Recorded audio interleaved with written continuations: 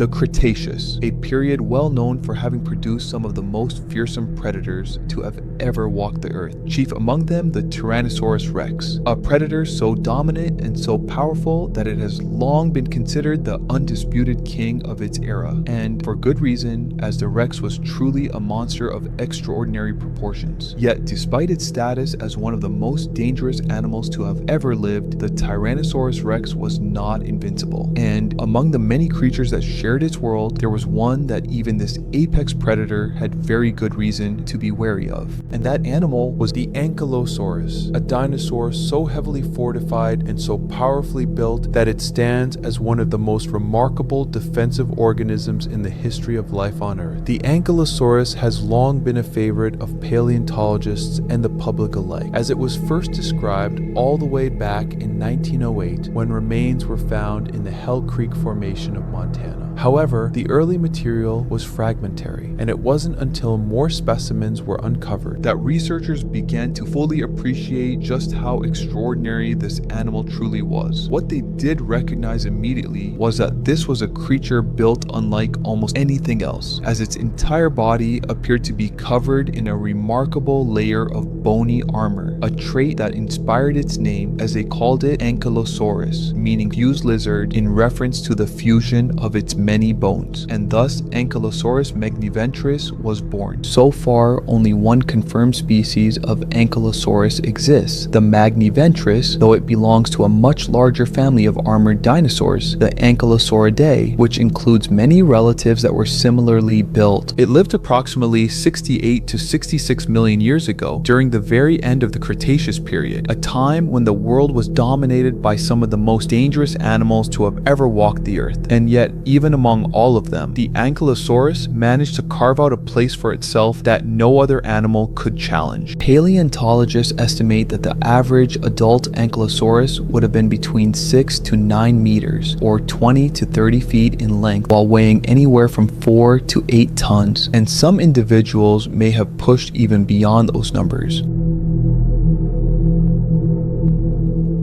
Now, the size alone is impressive, but size was never what made the Tyrannosaurus rex cautious. After all, the rex routinely hunted animals that were far larger than the Ankylosaurus. So the question is, what exactly was it about the Ankylosaurus that made even the Tyrannosaurus rex think twice? And the answer had nothing to do with size at all. You see, the Ankylosaurus was built for survival, and it was extraordinarily good at it. The armor of the Ankylosaurus was not simply a thick hide, but rather a sophisticated system of bony plates called osteoderms embedded directly into the skin. These osteoderms came in a variety of shapes and sizes and covered virtually the entire upper surface of the animal, from the back of the skull all the way down to the base of the tail. Even the skull itself was heavily armored, with additional fused bony elements forming a solid protective cap over the head, and even the eyelids were reinforced with small bony plates, making it one of the most completely armored animals ever to have existed. But the armor was only part of the story, because the Ankylosaurus also possessed one of the most remarkable weapons in the entire fossil record, the tail club. At the end of its tail, the Ankylosaurus had a massive knob of fused bone that researchers have determined was capable of generating extraordinary forces when swung. Studies on the structure of the tail have shown that the tail club was attached to a series of stiffened vertebrae that would have acted almost like a rigid handle, allowing the animal to swing the club with considerable speed and force. And this is not a small amount of force. We are talking about forces capable of breaking the leg bones of a Tyrannosaurus rex, which is perhaps the most important detail of all, because the leg bones of a Tyrannosaurus rex are among the most robust of any predator to have ever lived, and breaking them would have been effectively a death sentence for an animal that relied entirely on its legs to hunt. This dynamic almost certainly influenced how Tyrannosaurus rex behaved around Ankylosaurus, as there would have been very strong evolutionary pressure on the rex to approach these animals with extreme caution, and the fossil record does seem to reflect this, as direct evidence of Tyrannosaurus predation on Ankylosaurus is remarkably rare compared to the evidence we have for rex preying on other large dinosaurs of its environment like Triceratops and Edmontosaurus. The Ankylosaurus simply appears to have been a far less frequent target, which makes complete sense when you consider the risk to reward ratio for the rex. The only realistic vulnerable point was the underside of the animal, which was relatively